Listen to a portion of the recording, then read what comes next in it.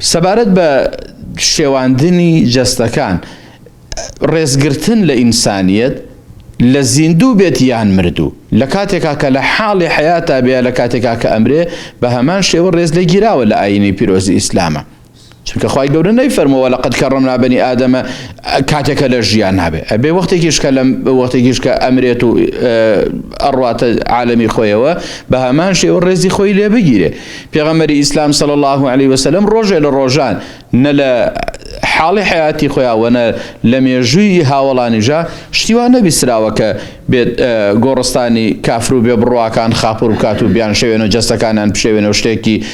کاردانەوەیکی نەشیا و بکا بەرامبەریان بە پێشەوانەوە خەڵقانی تر کەسانی تر جەستەی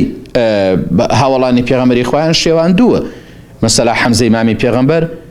و هەڵبەتە ئەمە کاتێکە ئەو کەسێک کە حەمزەی شەهید کرد پێشەوەی کە موسڵمان بێ لە شەڕی ئوحودە جەستەی شێوێنراوە مەسەلا سەحابەی تر هەبووە لە غەزوەکانی ترا کاتێکە شەهید کراوە جەستەی شێوێنراوە بەڵام ئەم کاردانەوەیە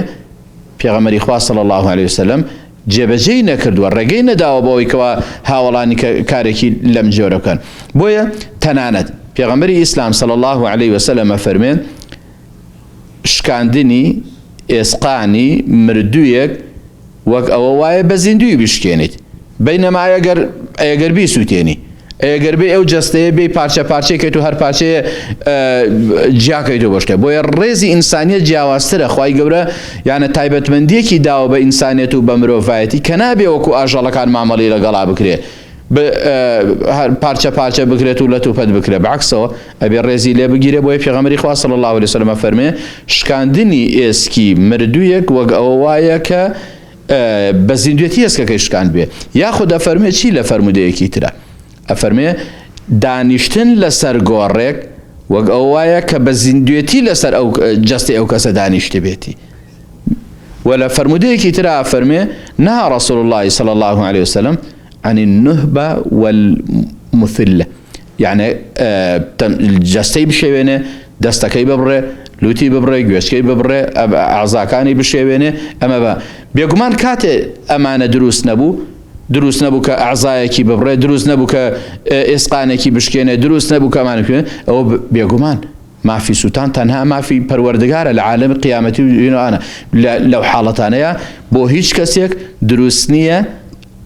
جەستەی هیچ کەسێ بسووتێنێ ئەجا ئەگەر موسڵمان بێت بێباوەڕ بێت هەر دینێکی هەبێ لە هەر گەلوونەتەوەیەکە بێ ڕەوانیە و ناڕەوایە دروست نییە تەنانەت جەستەی کەسانی نەیارەکانیش ئەوانەی کەوا تۆ شەڕیژێ لەگەڵا کردوون جایز نییەوە بەرامبەر بەوان نشکەی پێغەمبەری ئیسلام صلی الله علیه وسلم ئەو جەنازانەی بێباوەڕەکان لە غەزای بەدرا بەجێ ئەمە